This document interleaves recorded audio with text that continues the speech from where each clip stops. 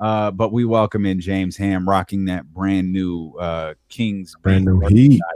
I'm certain it's live now over on thekingsbeat.com. James Ham, what's happening, brother? Not a whole lot, man. It's been a crazy day. Has it? All right. Well, that's Yeah, good, right? I'm sure all of the subscriptions are coming in for kingsbeat.com, getting ready for virtual happy hour in search of Jerry tomorrow. Oh, yes. They didn't tell you like when you start doing these things that like there's so many steps that you have to take for everything. So like building a t-shirt shop, yeah, then you got to go like you got to go to the state and get like a seller's permit. Like it's just like one thing after another, and bank accounts and PO boxes and it never ends, right? It never ends. Welcome to e-commerce, my friend. Welcome to e-commerce. But it's awesome because you have a loyal audience who will support you in every way possible. My favorite is today we put up this great new hoodie that Dave Garcia Designs created that said Chatty House Social Club in the vein of the anti-social social club. It's awesome. And the first comment on the tweet is from our man Bryce, who's like, man, I wish this was in a zip up. I got you, Bryce. And to Bryce's credit, I put it in a zip up, tagged it in, and he went and copped his. So check out thekingsbeat.com, become a subscriber over there, be a part of Happy Hour tomorrow. We'll bring you in here with an easy question. How do you stop DeMar DeRozan tonight? I think the first guy who should get an opportunity is probably Mo Harkless. He's long. I think that's the one name we didn't mention. Not all about Mo Harkless. I think we ran through the whole roster and didn't mention Mo Harkless. No, he's long. He's athletic. He doesn't make a bunch of mistakes. He doesn't care about dedicating every bit of his energy onto the defensive end. And I think that's big. DeMar DeRozan's just been a beast, but he kills you in the mid-range, which has always been strange. Like he's a total throwback player. And I think that Mo Harkless has an opportunity. I think that you just keep coming at him in waves because he's the one guy that you really do have to slow down. I mean, they've got some other players that are pretty talented, but they also have, Lonzo's out and Zach LaVine's out. Is out. Yeah, Caruso's still out. Yeah, Caruso's done, I think, for the season.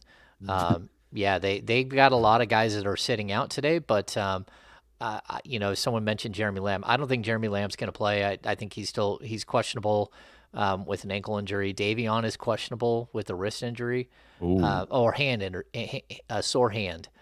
So I think we're going to have to see different looks on him all night long, and I think that's the one cool thing about the current Kings roster is you get so much versatility. You can throw all kinds of different looks at him and see what sticks.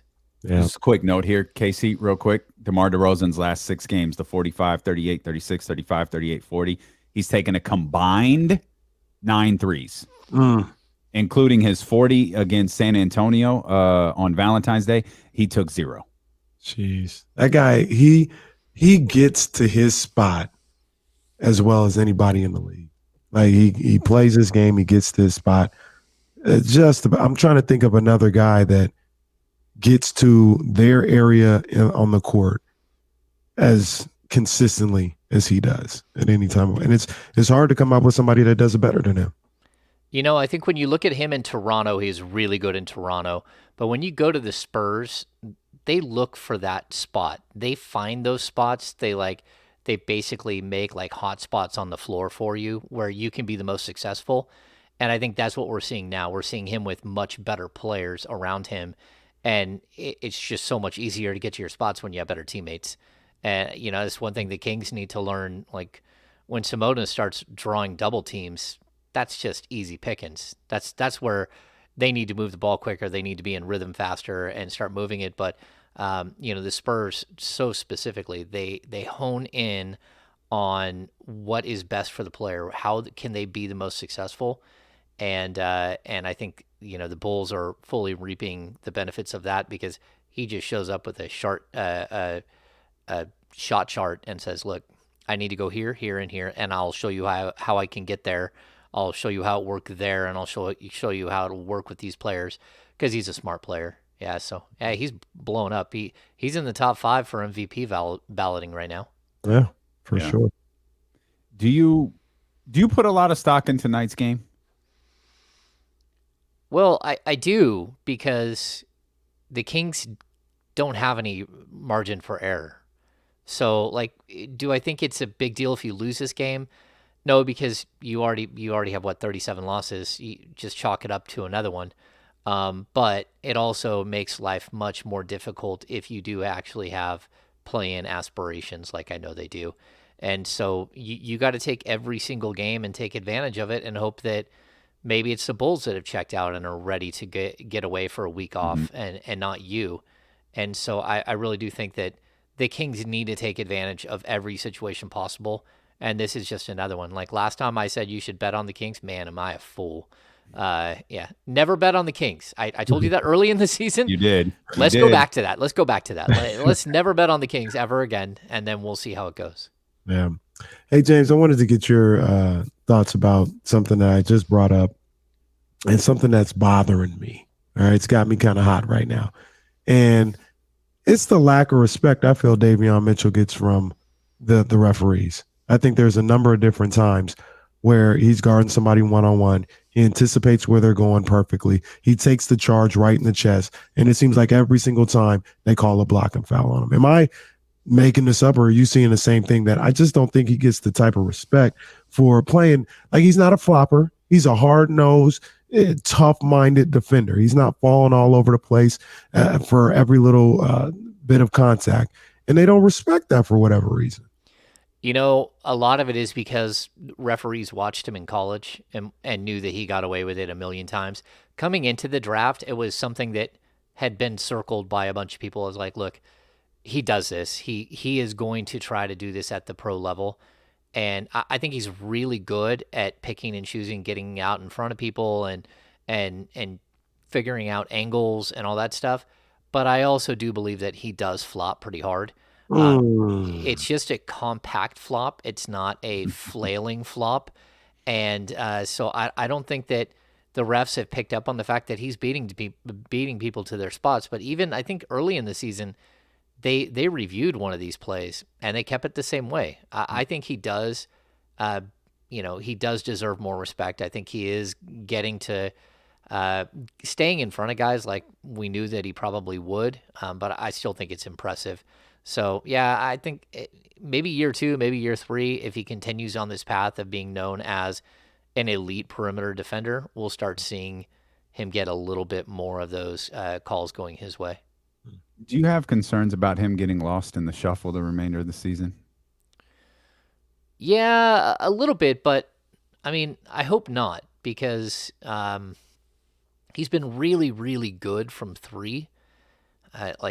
And I think the Kings need solid off-ball three-point shooters, guys who space the floor, guys who are ready to shoot, because they've had guys who weren't ready to shoot for a couple of years, and there's nothing worse than that. Davion is ready to fire, and so I think that there's a possibility he could get lost in the shuffle, but that's one of the problems when you dangle a carrot in front of a coach and you say, look, if you hit X, Y, and Z, you will probably retain you for the next season. What you don't want to do is put up a situation where it's only about wins in the last 24 games or 23 games, whatever it is that are left. You need this last group of games to be about chemistry, about growing a couple of young players. Maybe it is just one young player, but it's really about getting DiVincenzo right, getting the combination of Fox and Sabonis and Barnes on the same page. It's about seeing if DiVincenzo can be a partner next to De'Aaron, or if he's more of a partner next to Davion off the bench. It's about finding some of the pieces that are working and blending them all together. So it shouldn't just be all about young players, because I think the Kings do still have a shot here, at least to make the play in. And, we can discuss that all we want about whether we think that's a good thing or not. But at the same time, there's a much bigger picture that they need to be playing for. Mhm. And what they shouldn't be playing for is solely just wins and losses. It should be about developing the right culture and chemistry of the team as we go forward into next season. I talked about this after the game on Monday, and we love the guy here at D-Lo and KC. This guy, Freeport Metsu, love him. I made the comment that I thought before the deals to bring these other guys in, he was kind of playing because you had to. You didn't really have another stretch big like Metu, and he's not perfect, but he's able to knock down a shot here and there, demand some type of respect.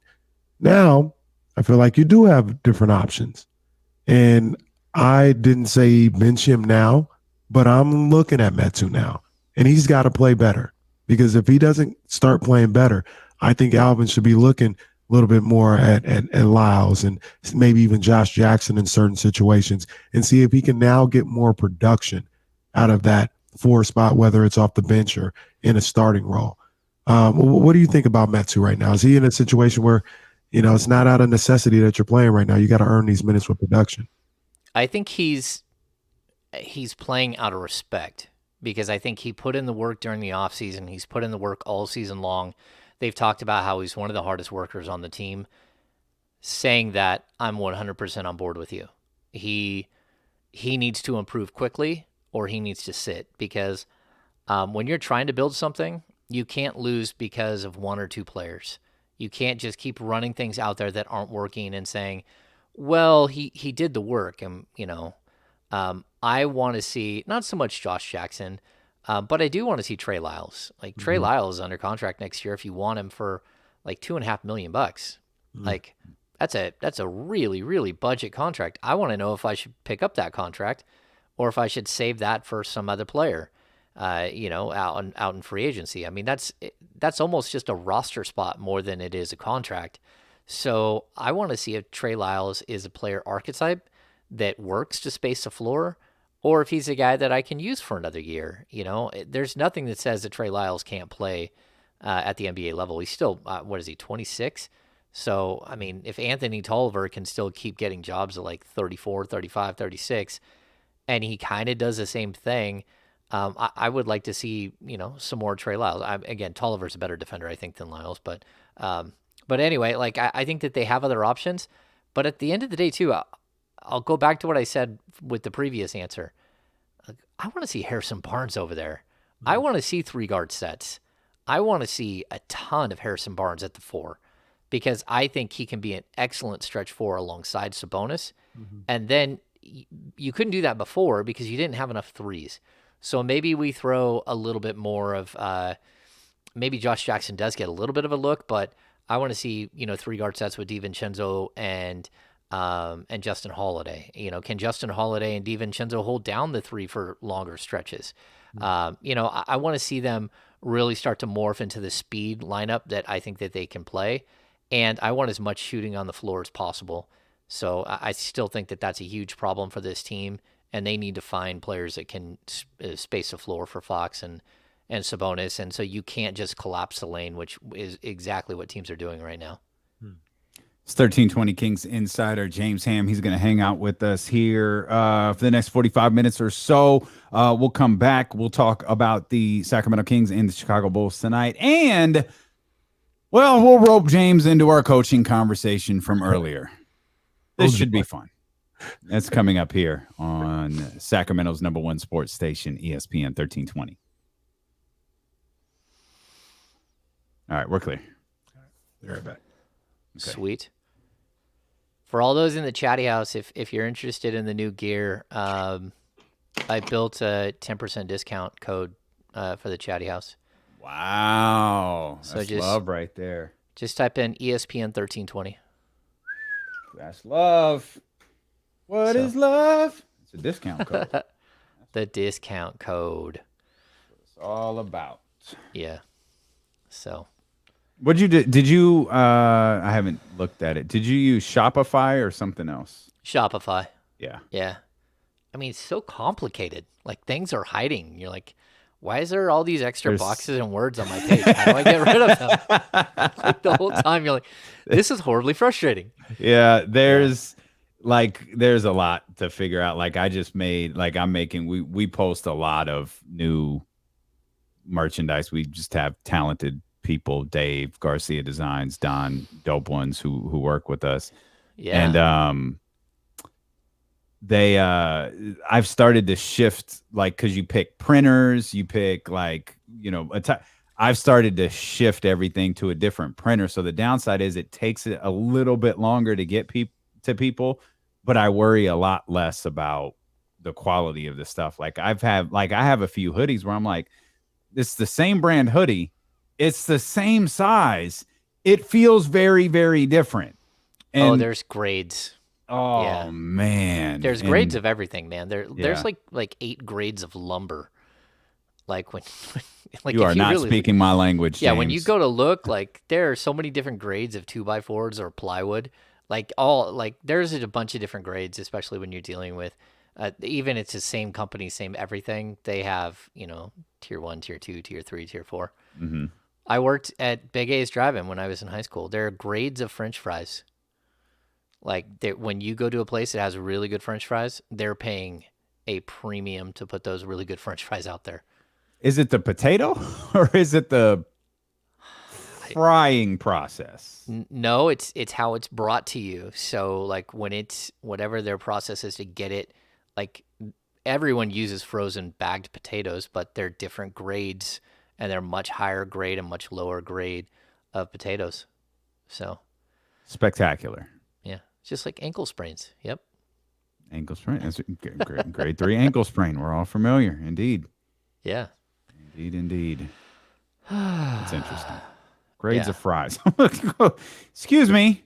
What grade fries are you serving? Yeah. I don't know the name of the brand, but I love French fries. I found a great bag of frozen French fries that you put in the air fryer. Flawless. Ooh. Restaurant quality. So good. Forgot the name. I'll take a picture, send it to everybody. It's good stuff. All right. Brendan Nunez with the James Ham, ESPN 1320 Fries Insider. Hey, yeah. That's important. I'd argue fries are just as important as the Kings. No one wants bad fries. I don't usually do fries at home because they never really turn out that well. Got to do the air fryer, man. Even air fry. Even if you get really adventurous and cut the potato yourself, if you can throw it in the air fryer, you're in good shape. Really? That's the game changer. Brandon Nunez came up and hung out for the Super Bowl. At the Amsterdam? Yeah. Oh, nice. Yeah. He did since he's in here, he did drop an entire rum and Coke all over my bar. Nice.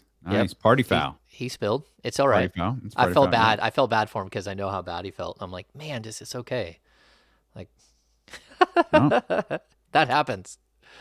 What did you just say about French fries, Jesse? Are French fries the best form of a food out of a potato? Yes. French fries are better than hash browns, mashed potatoes. I don't know. Oh, French fries all day. I make a really good like garlic buttermilk mash, and I use a ricer. Do you milk the cow yourself to get the buttermilk? No, I don't do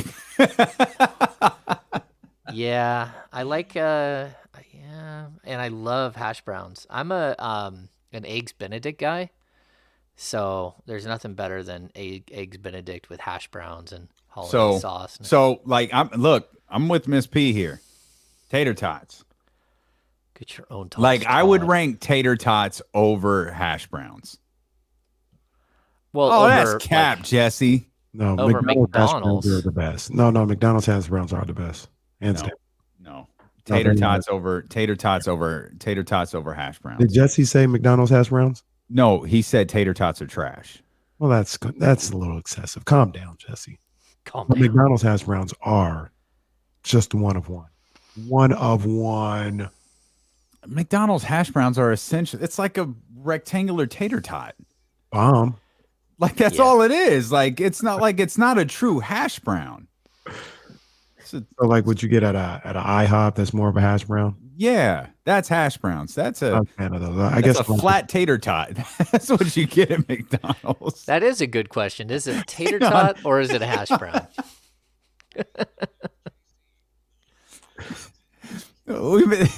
We may have just had the best commercial break over the best conversation during the commercial break on Twitch and YouTube and Facebook Live as well. We welcome you back here with our 1320 Kings insider James Ham. We're basically arguing over the best form of potato, whether because I argue like we were talking about James talking about hash browns, and then Kenny comes with the McDonald's hash browns. Miss P brought up tater tots. Like if I want this happened over the weekend, by the way. If I was making my little tofu eggs and I wanted like hash browns, honestly, I'd just have French fries. I would have, it's the same exact thing. I would have French fries with my tofu scramble. I mean, and French fries are fine. I love French fries. You know, you got to make sure you do it right though, because it's hard. It's hard to mess up tater tots or hash browns. It's not hard to mess up fries if you don't do them right. If you put any of it in the air fryer, it's a win. Where you guys at with fries? Aren't that good? Like the people who make the fries, like the frozen fries, or if you cut them up, whatever. Sometimes they're not that good. No, that's true. You got to have the right brand if you're going frozen. Give me some of your tots. Where you can get your own tots, Todd. Where are you guys at with potato skins? Because I love a good potato skin, like a loaded potato skin. I used to like Fridays. Like getting at Fridays, like those are bomb. Yep. I don't really get them anywhere else. I think I used to get some at Chili's, or what was that at Chili's that I used to get? I forgot, but yeah, I used to like them at Fridays. Yeah, we used to go to the Fridays over off what is it, Howe and Arden. Mm-hmm. Yeah, it's a good place to get your car stereo stolen. We used to go there and get your car stereo stolen, and don't park in the back where no lights are. yeah, that was always an adventure. After a game, you drive over there, take back roads, lose your car stereo. Remember when you used to have to detach the face of your car stereo? I still have that because I have them on my boat. So you detach them so they don't just get cooked out in the sun. So detachable face on your boat. What do you guys know about taking out the whole box? The whole thing under your feet. Yeah, one of my friends, he literally at that Fridays had his Toyota extra cab broken into.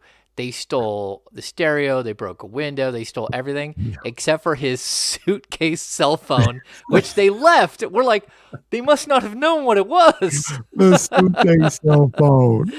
Yeah. Cheryl No Grove was riding around, couldn't tell her nothing with her suitcase cell phone. Yeah, the little soft bag that cost you 50 cents a minute. Yeah.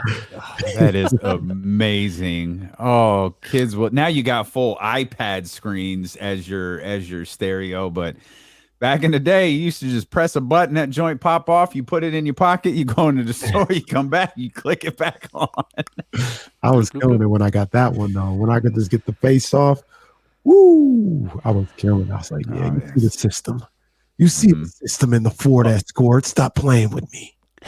I had an old school Toyota Corolla, but you can best believe I had that box cut in the back and the detachable face in the front. What you know about a Toyota Corolla? That's how I used to ride. What you mean? That's how I used to ride. I had like the first one.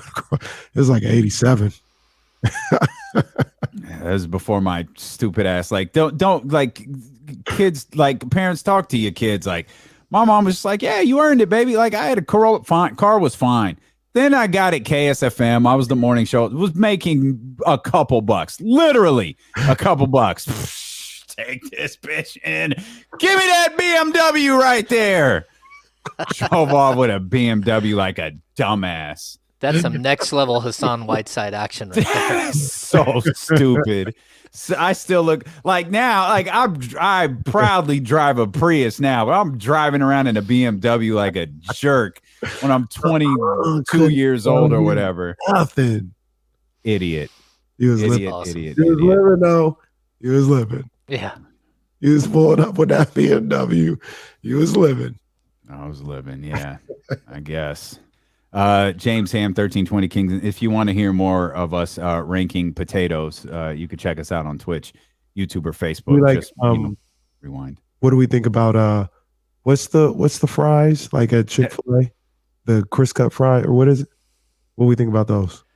Oh, waffle fries. Waffle fries. Oh yeah, waffle fries are legit. Mom, you get enough. Yeah, waffle fries are legit. They bomb. Yeah, that's a win. They're great. Yeah. Fries in a shape are good. Curly fries rock, like waffle fries And, work. yeah. See, I don't like waffle and I don't like curly. And You I've say never you been to can. Chick-fil-A. So, Well, you might have to do that. yeah. Chick-fil-A is Best thing about Chick-fil-A, which I just can't do anymore with the milkshakes. The milkshakes are untouchable, just untouchable. mm, Yeah. I've thought about going for it a time or two. Like, just do it. You'll be sick for 2 days. Just go get it. You'll come on, man. It'll be worth it. That 10 minutes you're drinking that milkshake, it'll be worth it. As he attempts to bring us back to Sacramento Kings basketball. Speaking of Chick-fil-A, James, we were talking about Doug Christie earlier. A restaurant that Doug would never go to. Unless, of course, they serve broccoli, cauliflower, and blueberries there, then maybe he would be there. We got into a conversation about coaches. We were trying to make the correlation. This is actually, believe it or not, James, the show actually today did make sense. We were talking about Chicago and how the move for Vucevic last year really kind of was the first domino to fall that put them in place to make the trade, the offseason moves that they did, the sign and trade with Lonzo, making an attracting spot for DeMar DeRozan. You already had, Vucevic and Zach LaVine. You had a lot of things in place, and we kind of tied that into the Domantas Sabonis deal. And I posed the question, like, if you work here, you can make a tie-in and say, yo, this is the blueprint for how the Kings can approach this offseason. Like, you've put some things in place with Sabonis and De'Aaron Fox, excuse me. But the difference is Kings looking for a head coach. And obviously you'll be doing that process a little bit earlier, but do you think that would hamper their ability to work the free agent market in the offseason with a new coach coming in, or potentially a new coach coming in? I don't think so, because look, I think even if the Kings, somehow squeeze into the play-in, I don't think we're, like most people believe, that they're going to last any longer than, like, I don't know, third week in April. Maybe even if somehow you got into the playoffs, you're still looking at, probably April 25th. That leaves you all of the month of May, and it leaves you early June to really cement who you have coming in, to do a thorough search, bring in 4 or 5 candidates, have some honest discussions, look at guys that are, falling out of the playoffs, assistants on good teams that are falling out of the playoffs, and really make your decision. I also think that last offseason there were a bunch of new coaches. The last couple of off seasons there have been a bunch of, guys who have been promoted that weren't head coaches before. So we kind of got away a little bit from, the old retread. And I think that leaves a bunch of guys that are out there that are really good coaches that maybe didn't have a great situation and are looking for another situation. So sort of back to the retreads, but I think there are a few retreads out there that really make a lot of sense. So I think that, for example, Kenny Atkinson. Okay. Right. Yeah. I got you. Yeah. Yeah. Like I think that he's a coach that probably learned a lot from his first experience and is probably ready to take on another experience. I would caution the Kings. This is one thing that, like, throughout this last couple of weeks, I think we've learned. Maybe consult De'Aaron Fox. Maybe consult Domantas Sabonis. If Harrison Barnes is going to be here, maybe have a powwow with the 3 of those guys and say, look, what do you guys want? What are you looking for? Are you looking for someone who calls a bunch of plays? Are you looking for a free-flowing offense? Are you looking for a player's coach? Are you looking for more of a dictator? Like, give us feedback. What is it that you would want? And then we're going to go out and we're going to shop and we're going to see who makes sense for us, and we're going to bring them in, and then we'll make the final decision. But, even that, is there someone that you really like that you would like to see here? All of these guys have been, at least De'Aaron's had, 3 coaches already in Sacramento? But Sabonis has bounced around the league enough. He's had plenty of coaches. Like, I want to have their input, because if you're going to build and you want them to be your base, then, build the base on rock, don't build it on sand. And that's one of those things. Like, if you're going to keep running out there a group that can't get their footing because you keep undermining the foundation, then that's not a good move. So let's get everybody in the same room and That's figure a all this tough out. call, James. I think Well, it's tough when you start involving players in those types of decisions, Casey. yeah, no, to your point though, Damien, because what if they say, we really like the vibe we have with Alvin? Yeah, I mean, not that I know that to not be true, but I also know that there were a lot of people within the locker room that really did like Luke, and while they failed under Luke, they really liked Luke, Mhm. and the transition has not been as easy as it seems, and Alvin has been tough on them through tough times, and I'm not saying they don't deserve that, but I think that this is going to be a full blown coaching search. But I think that's also why you keep names out of it. Like I don't, I guess I'm okay with asking, what types of things are you looking for, but don't share names because I don't want to hear it either way. Like these guys, they don't deserve the right to pick a coach. Mm. And also you run into the difficulty of, okay, what if they do say, well, okay, hey, I like Kenny Atkinson. You know what? We're gonna go with David Vanderpool. All right, cool. Kenny Atkinson goes on to win 60 games at whatever place he's coaching at next year, and all of a sudden, De'Aaron's like, "I told him," or Devontae Sabonis, I told him they didn't listen. I think that's why I think it's a tough road to go down. Yeah, but De'Aaron is owed $135 million after this year. I mean, he's under contract for another 4 years. I think at some point you got to at least have somewhat of a conversation. And De'Aaron is usually pretty simple and pretty easy to please. Like he was more than fine with Dave Yeager as his head coach. There are other people that did not like Dave Yeager. The Bagleys did not like Dave Yeager. I'll say the Bagleys, not just Marvin. The Coach Yogurt stuff that his dad was putting out there in the middle of What you mean is games. not just the Marvin on the court. Yeah, not just Marvin. No, they cause problems. I mean, part of the reason why Dave was no longer there that for his fourth season was because of the Bagleys. I Mm. mean, so I'm not like changing any narrative here or like rewriting some story. Brandon Williams was a huge part of that. Vlade Divac's inability to get Brandon Williams and Dave Yeager in the same room. Vladdy's inability to just fire Brandon Williams when it became way too big of a problem. Those are all reasons, but let's not discount the Bagley situation, and let's not discount the fact that Buddy Hield was not a fan at all. And so, like you do need to have some sort of player support for your head coach, and I don't know what that means. But I certainly know that like De'Aaron would like some more leadership. And I know that, you're going to want to hear from Sabonis. Like, you don't go get a coach that doesn't believe in a big man and go run it out. I mean, like Mike Right. D'Antoni doesn't like having a big man. I mean, there's nothing.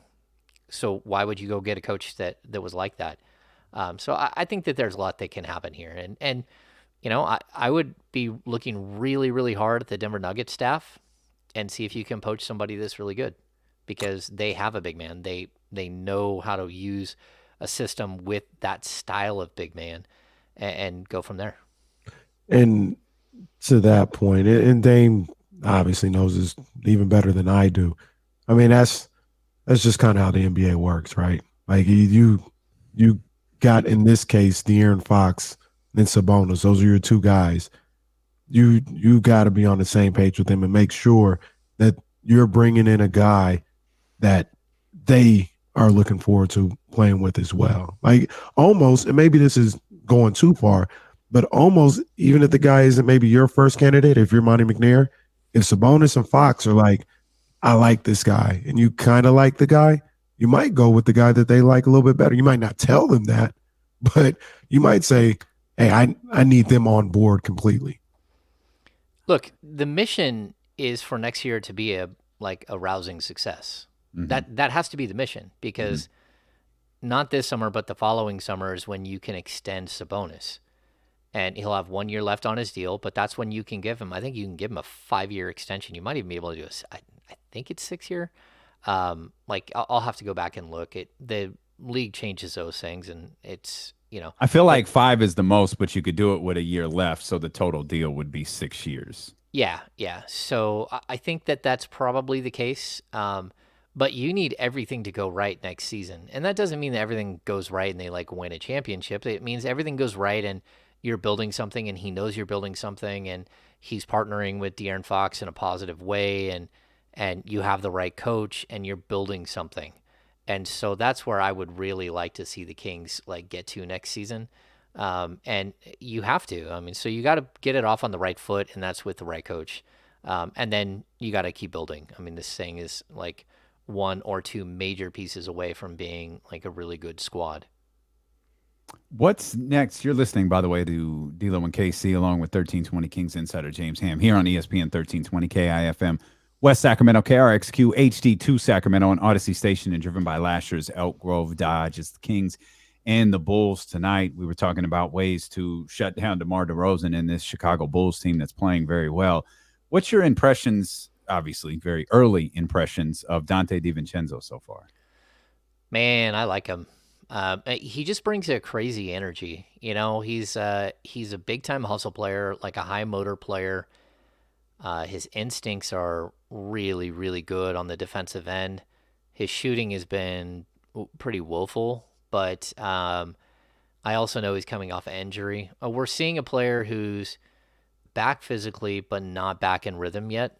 And so I kind of want to see, is he a starter or is he coming off the bench? Like, because those are two different values. And with DiVincenzo, I mean, he's a restricted free agent this summer. Like, I think he has a 6.6 qualifying offer, 6.6 million, which, I mean, you have to start to kind of figure out, what is he going to make? What are you willing to pay him this summer? Because I mean, if he wants 12 million a year or something, he wants 14 million a year. No, maybe 2 years ago that's where we were moving with him, but I think his value's come way down because of his injuries. He's gotten traded. He lost his spot in Milwaukee.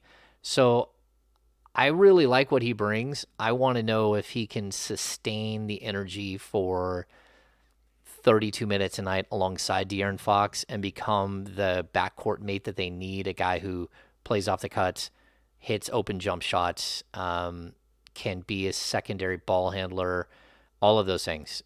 Because I do like his skill set.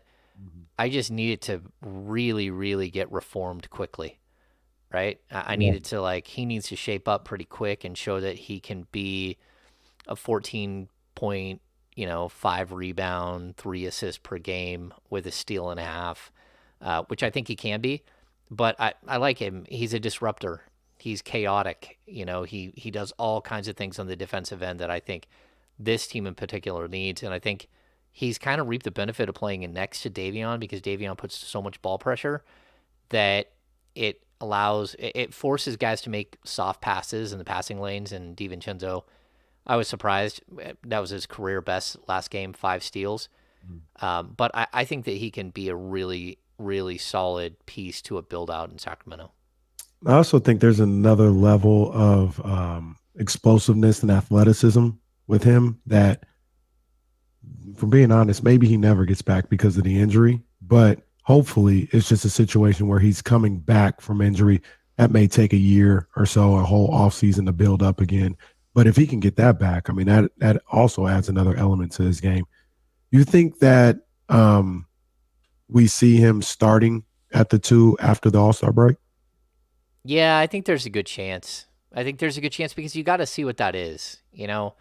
I think it took us like 2 games of watching him to go, okay, he's fun with Davion. Like, we get that. And they're going to be like totally, totally disruptive. I mean, that's what we're seeing the second unit really claw back into games. But I just don't think that, you're looking at Justin Holiday at like 32 years old under contract for another year, like $6.5 million, as someone who is like really part of the core that's moving forward.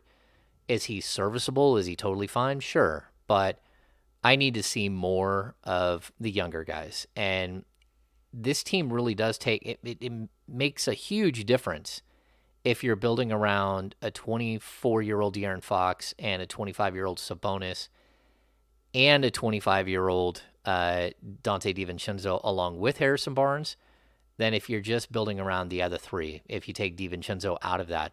So if all of a sudden you already have a 24-year-old and two 25-year-olds, that's sort of your player arc. So now we can go down like a couple of years, but we're really looking at guys like 24 to 28 to pair with this group. And if that's not what, if you don't think he's going to be that type of player that can fit in and be part of something, then it does change the dynamic of this summer pretty heavily for me.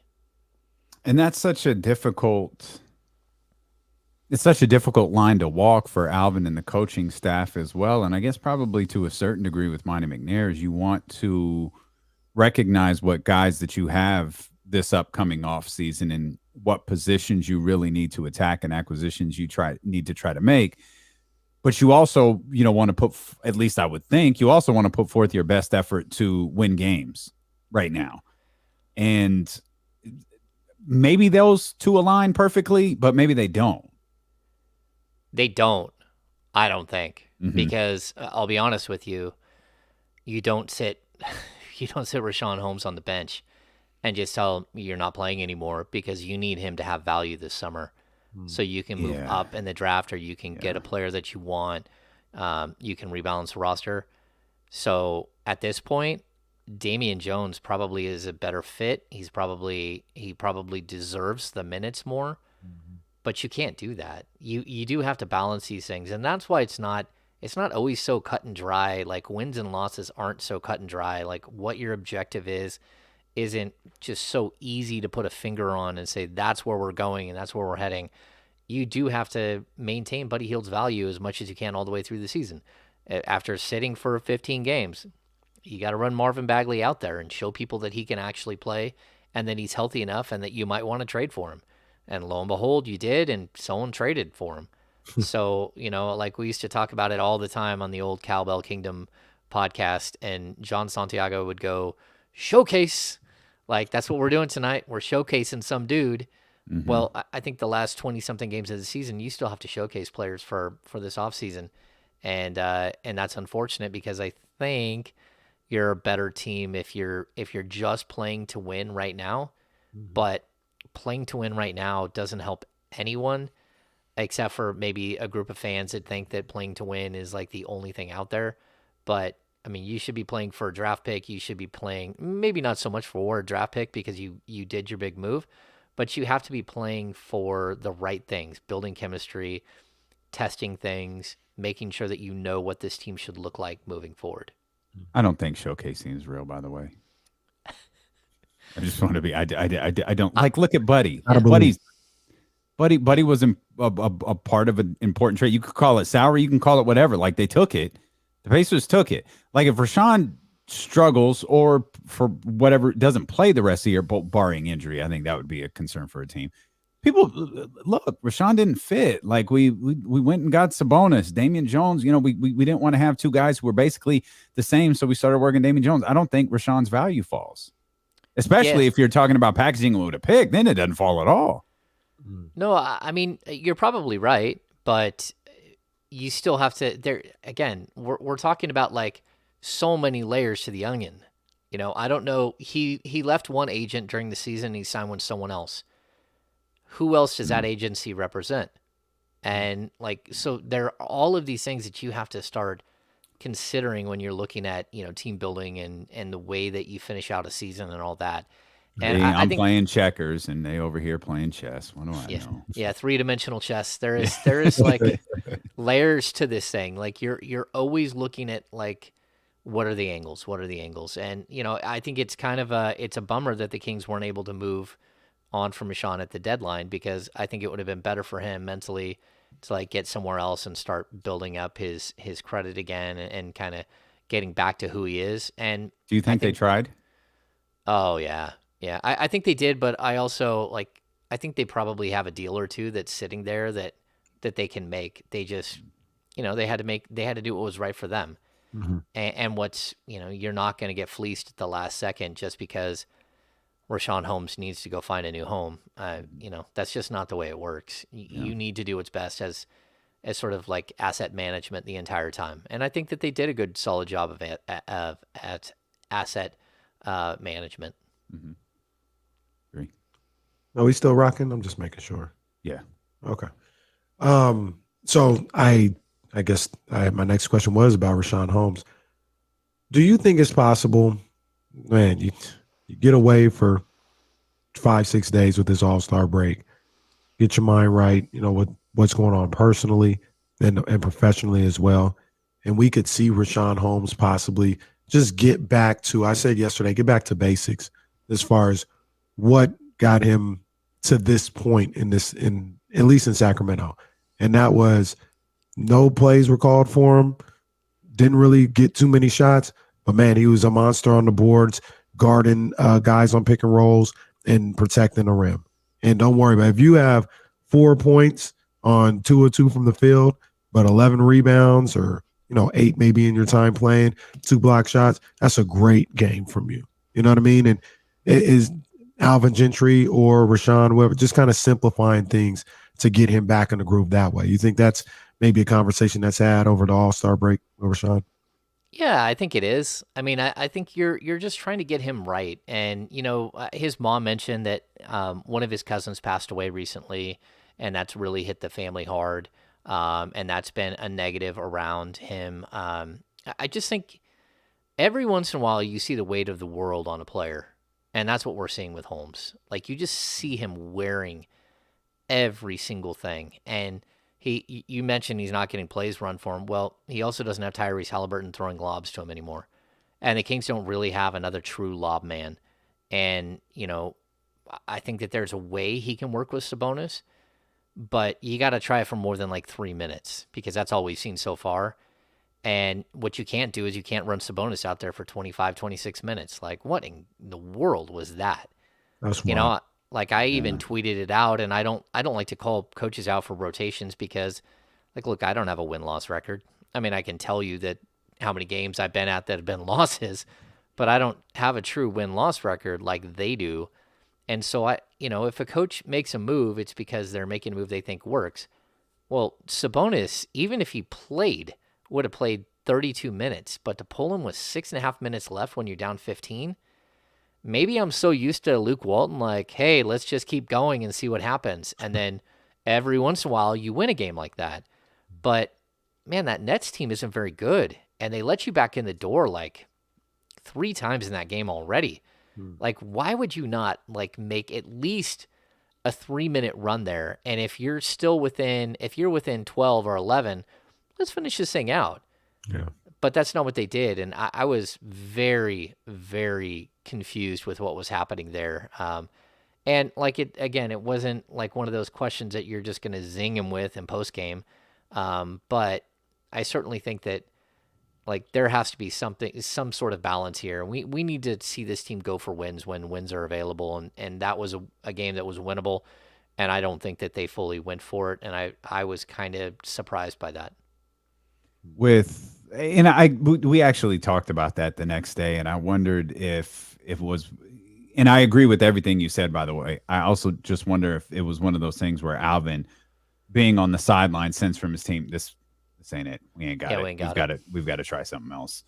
And it was just at that point, let's get Rashawn out there. And maybe the net positive would have been, and it ultimately didn't happen, was if Rashawn got a few baskets late, even if the game was out of hand, that has him feeling a little bit better heading into tonight's game against Chicago, which is ultimately one of the things that you want Rashawn to get into a groove here as we get back from this All-Star break. But we're all just guessing at this point, I guess. Yeah, and even still, if that was your point, like this team has been together for too short a time. You haven't had enough practices. Sure. Like, throw Sabonis and Rashawn out there and finish out the game, or at least play until like the 2-minute mark and see what happens. Like, try to find some sort of positive to build off of. And the biggest problem in that game is they shoot 34% from the field, right? And if you take away De'Aaron Fox's shooting, it drops to like 30. Oh. I mean, it's absolutely brutal that just nothing would work at all. But I just don't get it. If there's one guy who's going to get you easy buckets and try to improve on that shooting percentage, it's Sabonis as a passer and as a scorer. He's the guy that would have got you back on the board, and I just didn't think he played enough the whole night. Like, he got in a little bit of foul trouble, but it was almost like they thought he had 5 fouls and not 4. So it was a little strange to me, all of it. A little glitch in the matrix right there. Don't mind me. But so Sabonis is shooting 34, 35, 40 times tonight, right? Because he said he's needs to be more aggressive. He's worried about stepping on toes. And we said stomp on those toes, Sabonis. Stomp on them. We need you to be more aggressive. He had a tone after the game on Monday night of, hey, I've got to do a little bit more than what I've been doing. You expect an aggressive game for him tonight? Yeah, I think he had some regrets. Like, you don't want to finish a game with regrets, and I fully think he believed at the end of it. It's not just the shots, because that guy can get 20 without even trying. It's when he's aggressive, it opens everything up for everyone else. And same with Fox, but I felt like Fox was the only one who was aggressive. I mean, to have Harrison Barnes just like get put on a milk carton, like, where'd you go, bro? Like, you just got you missed the plane or something. Yeah, I thought all of it was weird, and I think we're gonna see a very aggressive Sabonis. I think he likes going up against other bigs. But when he is hitting hard and he's attacking, everything shrinks in around him, and it just opens up everything else for everyone. And they need to start hitting shots.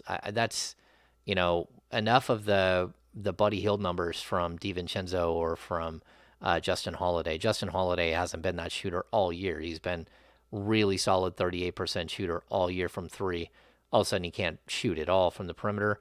And they need to start finding guys that are going to fit and be part of this thing. When I asked you about the stock that you would put in tonight's game, that's a lot of what I was thinking about. Is everyone seemed to say the right thing following the loss against Brooklyn, from De'Aaron Fox, Domantas Sabonis, everybody saying, I learned tonight I got to get more aggressive. The guys on the bench are telling me to do this, do this, do this, do that. And it's like, great, we've heard guys in Sacramento Kings uniforms say before, point out the things that went wrong and acknowledge they need to do them differently. The measurement for me tonight against one of the best teams in the East, if not the best team in the East, is I want you to build off of what you said you were going to do. If you win, great. Obviously, I want the Sacramento Kings to get a win. I'm trying not to be naive in this situation here. I want the Sacramento Kings to get a win. But what I want to see them do is we know we did this wrong. We were off here. We know we got to do this. And then they go out and execute. Like, they go out and do it. Yeah, there's a big difference between losing by a couple of points because you don't have continuity and you don't have like chemistry yet, and laying down and losing by 20 something to a bad team. There's just a huge difference. And what happens when you have a game like the Brooklyn game where you're going up against NBA players, but a team that's just missing everybody, and then you don't show the fire, you can't hit shots, you lay down, one of those deals, is it makes everyone remember who you were.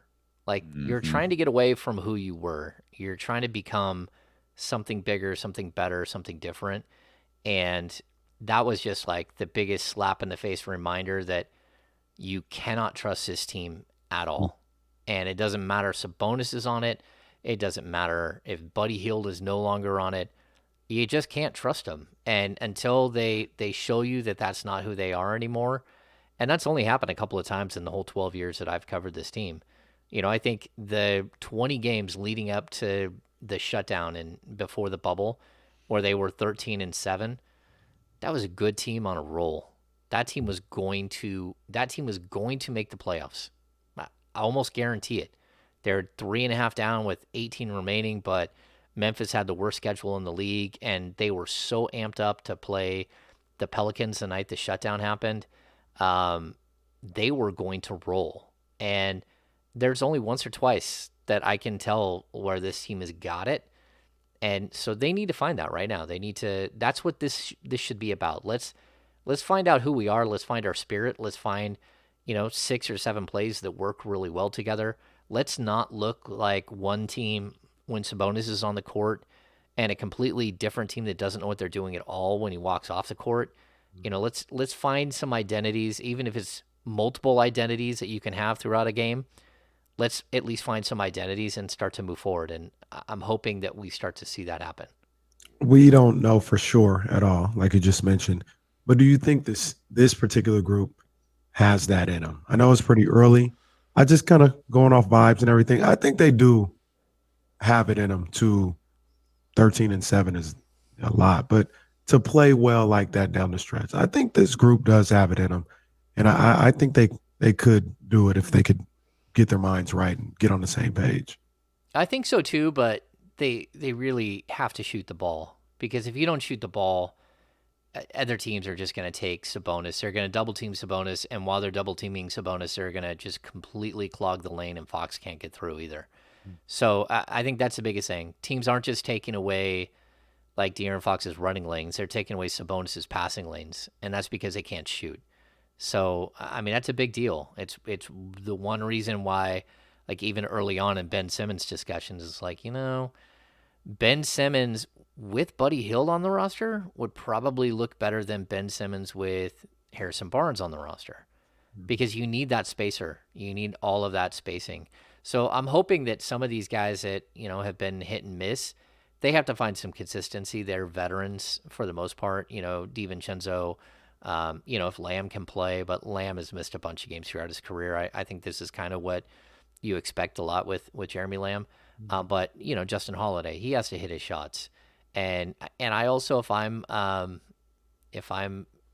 Gentry, I'm cutting to an 8-man rotation tonight. And I'm saying, look, the rest of you guys, we're just going to go for it 100% tonight. And then we'll all meet up next week after the All-Star break, and we can break bread on this. But for tonight only, I'm going 8-man, and we're going to play as hard as we possibly can. And we're going to try to get this win. And that means that we're not going to have wasted motion.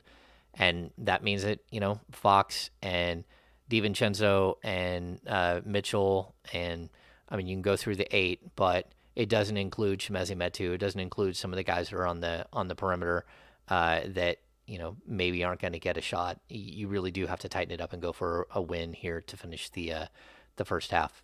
If they get a win tonight, how do they do it? It's the top thing they need to do tonight. They hit shots, and they have to get back to cutting with purpose, making. If you can't hit shots, the only other way to open things up is to really, really cut with purpose. And so, you drag guys out of the lane by flying in and flying out, and they didn't do that the last game. It's what we saw in the first 2 games with Sabonis. They got to figure out how to do it again. And so I think they got a shot, but they definitely have to figure out ways around when you aren't hitting shots, and that's not easy. But they did it for 2 games, and all of a sudden couldn't do it. Okay, there's a lot more I want to ask you, but it's going to have to wait till Friday.